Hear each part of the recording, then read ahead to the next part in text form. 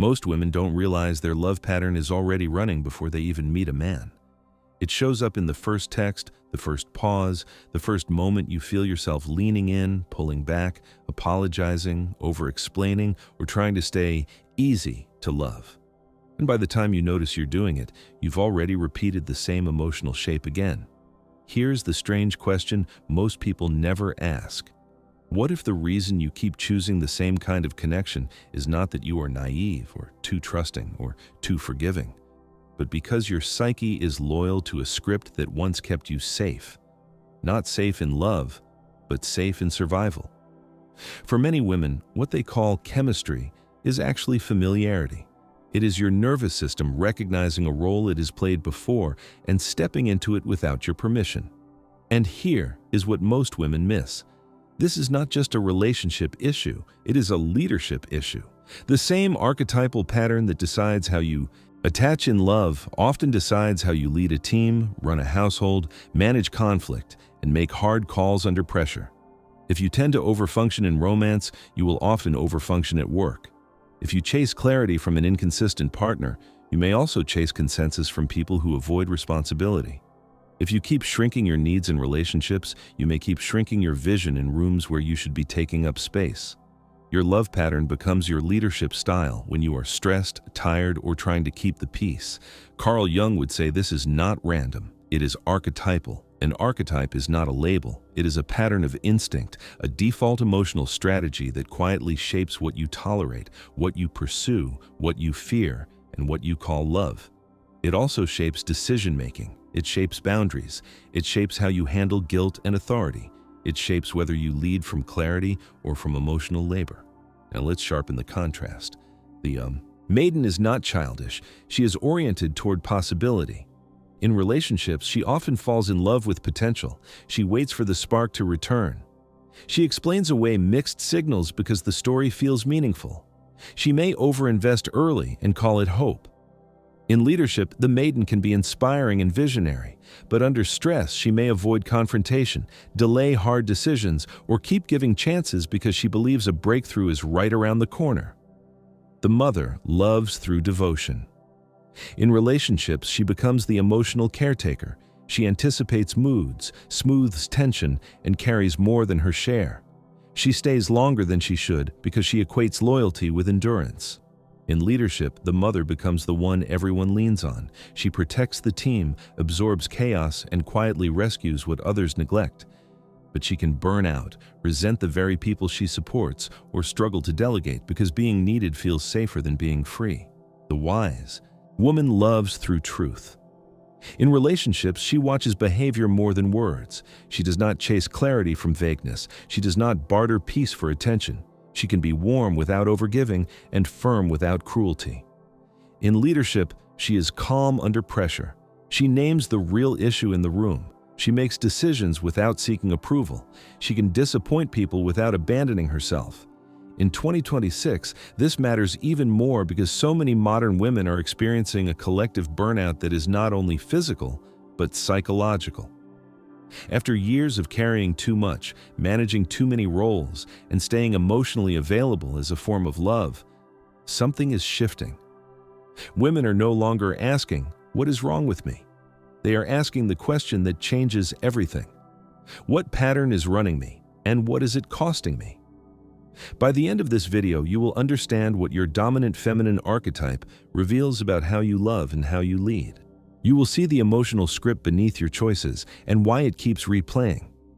If you want different results, you first need to see the pattern running underneath your choices.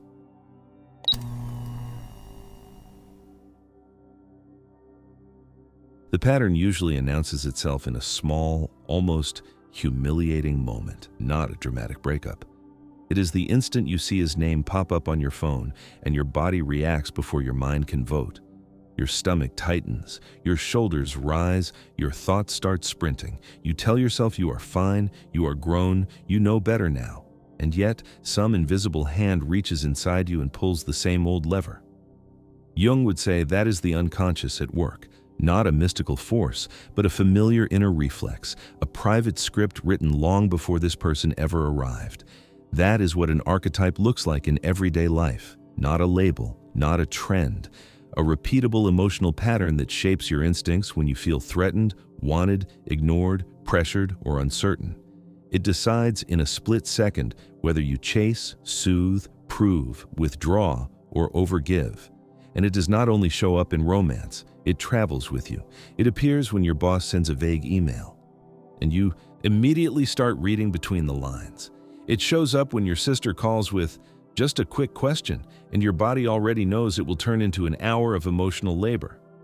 It shows up at home too, especially in midlife. Your adult child vents about the same drama, and you feel that old pull to fix it. Your aging parent hints, guilts, or tests the boundary, and you hear yourself saying yes before you even decide.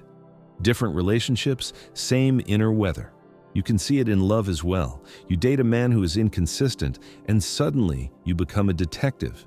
You reread texts like clues.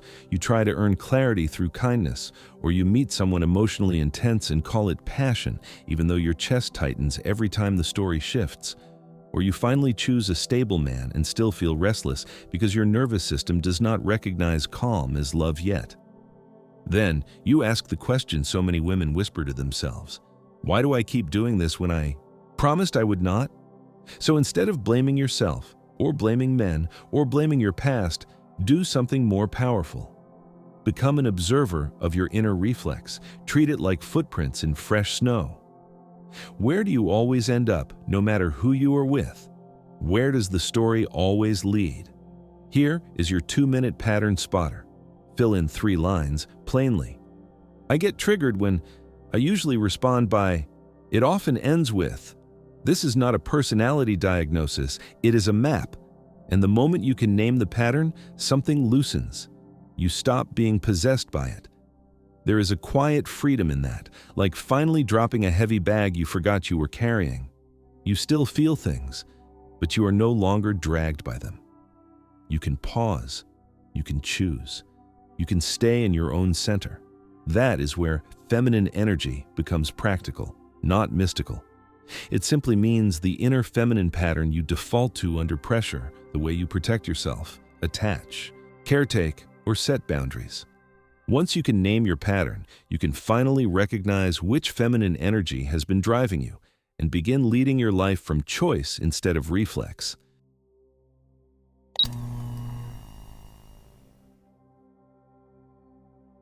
Most women do not wake up and choose an archetype the way you choose an outfit. You feel it first, in the way your chest tightens before you say what you really mean, in the way you overgive, then lie awake replaying the conversation, in the way you crave connection, but also crave quiet. That pull you feel in midlife is rarely confusion. It is usually an old inner role getting tired and a truer part of you asking for the keys. Think of these archetypes as 3 inner voices that have tried to keep you safe, each in her own way. The maiden is not young in age. She is desire and hope. She is the part of you that still wants to feel lit up, chosen, surprised, and seen. She shows up when romance feels like fresh air, when you want laughter that makes you forget the weight you carry. In real life, she shows up when you stay a little too long because it still feels exciting sometimes. You forgive mixed signals because the chemistry is real. You answer the text that makes your heart jump even as your stomach drops right after. Her fear is simple. If the spark dies, life will go gray. Then the mother rises not only as a parent, but also as devotion, care, loyalty, and the reflex to carry too much and call it love. She is the one who remembers, fixes, smooths, and holds everyone together. She buys the gift, sends the check-in, stays on the phone late, absorbs the emotion so the room can stay fine. You can feel her in your body too, the pressure behind the eyes when your adult child vents and you start solving before you even breathe. The heaviness in your shoulders when your partner's bad day becomes the climate of the whole night. The mother fears not being needed, because being needed once meant being safe. But here's the bridge most women miss. The wise woman is not the enemy of the mother. She is the mother who finally includes herself. She does not reject connection. She redefines it through self-integrity. She still loves, but she no longer disappears inside love. She arrives quietly, like a steady warmth in your ribs, a calm no that does not require an apology tour. In real life, she shows up when you stop over-explaining. When you decline the invitation, your breath deepens instead of tightening. When you say, "I love you and I'm not available for that tonight," and you feel your nervous system unclench because you kept your word to yourself. She is not cold. She is attainable. She is clear with a heartbeat. You are not just one archetype, you have all three. One simply tends to drive in certain chapters, shaping who you choose, what you tolerate, and how you spend your energy, as it will never run out. So use this as your instant mirror. Which line hits hardest? "I fear losing the spark." "I fear not being needed." Or, "I fear betraying myself." Notice what your body does. Tight throat, quickened pulse, quiet ache. That reaction often reveals who is driving. And here's the next step. If you realize a suppressed archetype is running you from the shadows, do not shame her. Invite her into the light. Ask gently, "What are you trying to protect me from?" Then give her one small, real action today. One honest sentence, one clean boundary, one choice that keeps you intact. This is how the wise woman is built, not as a personality, but as a practice.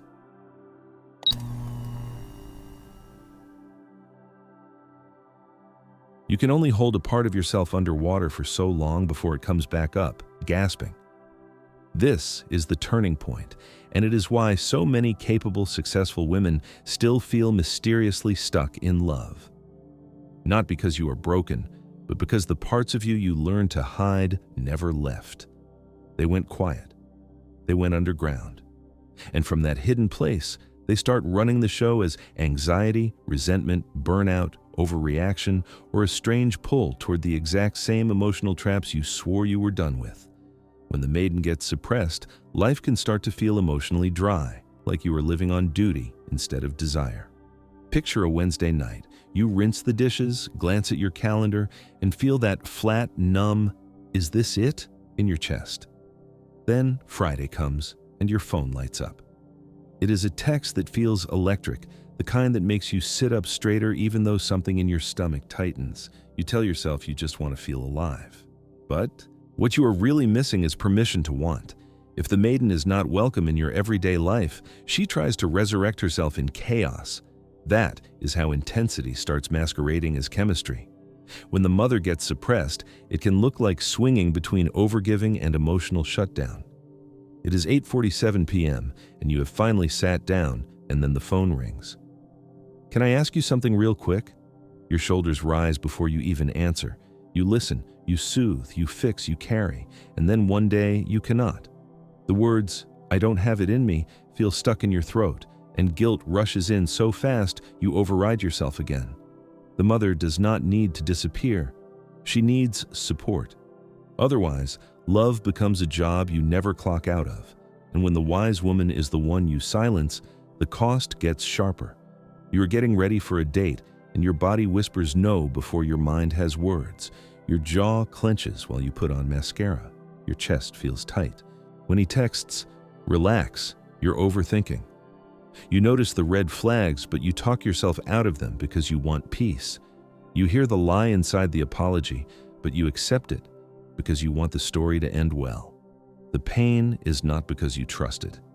The pain is because you abandoned your knowing, and life eventually makes that abandonment impossible to ignore. Here is the practical value: the suppression check. Think of your most draining relationship pattern and answer one question as honestly as you can. What part of me did I have to silence to keep this going? That answer usually reveals the suppressed archetype, and here is what integration actually looks like in real life. It is not a makeover, it is a homecoming. Welcome the maiden back through safe aliveness.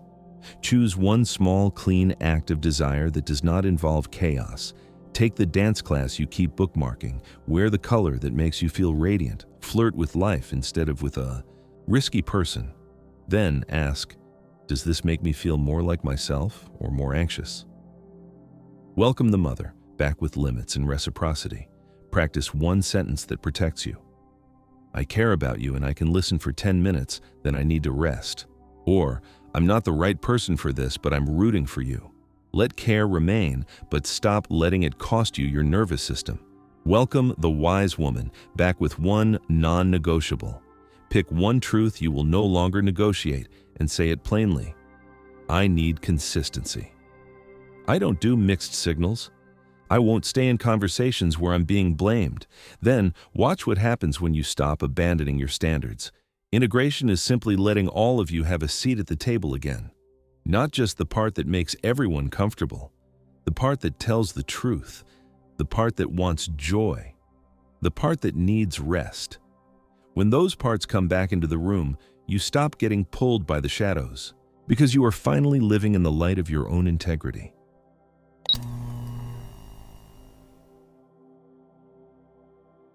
If you are a woman in midlife, you know the feeling.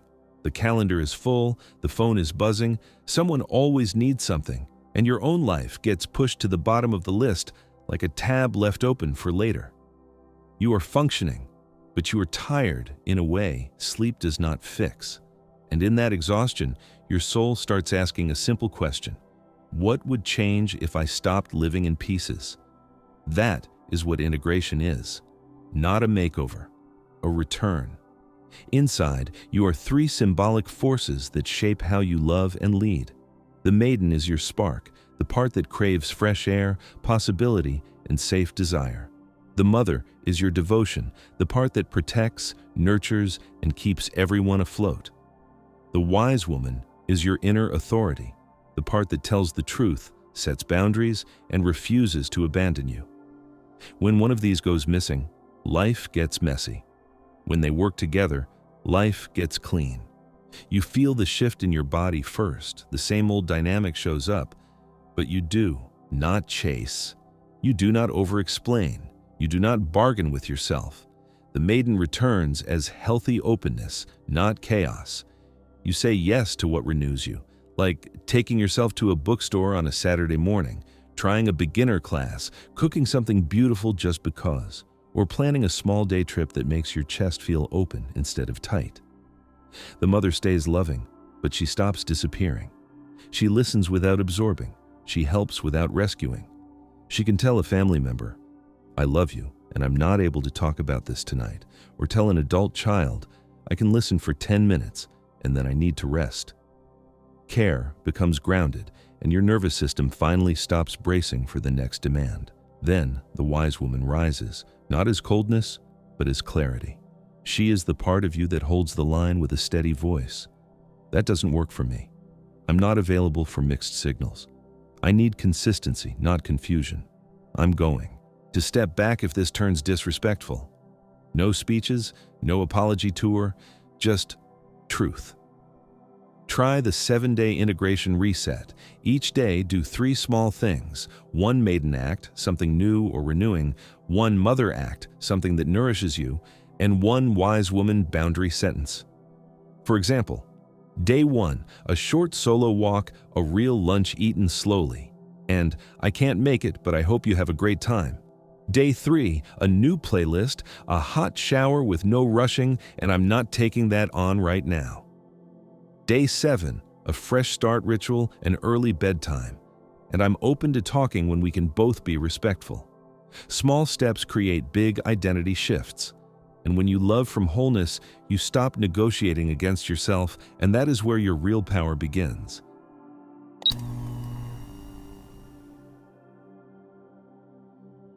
Wholeness is where your life stops feeling like a constant tug of war inside your own chest. It is where you stop asking, which version of me will keep the peace, and start asking, which version of me is true? That is the real shift, because this is not only about love, it is about how you lead your days, your family, your work, and your own future. The deeper message here is not perfection, it is wholeness. When you understand which archetype has been steering lately, you stop confusing patterns for destiny. If the maiden has been driving, you stop mistaking intensity for intimacy and learn that desire can be safe. If the mother has been driving, you stop calling self-erasure loyalty and learn that love can exist with limits. If the wise woman has been driving, you stop using boundaries as armor and learn that truth can still be tender. None of these parts is wrong. They are simply unfinished when they are forced to lead alone. This is why your instincts have felt loud. You were not being dramatic. You were being honest. So many women were trained to doubt themselves first, to label their needs as too much, or their standards as too picky, or their intuition as overthinking. But when you name your inner pattern, something powerful happens. You stop arguing with your own knowing.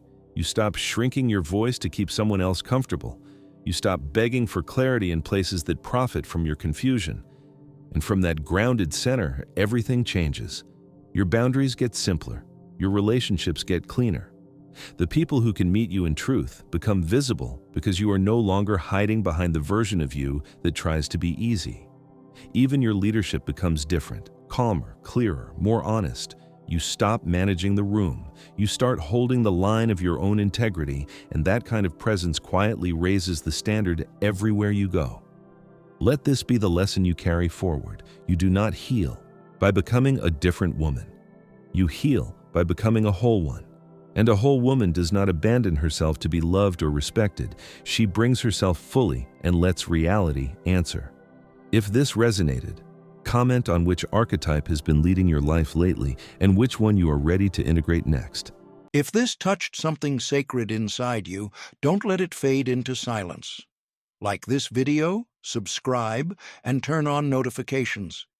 Your presence here is not just support, it's resonance. And if you feel moved to give back, your donation becomes a quiet but powerful gesture that helps keep this light alive for others still walking in the dark.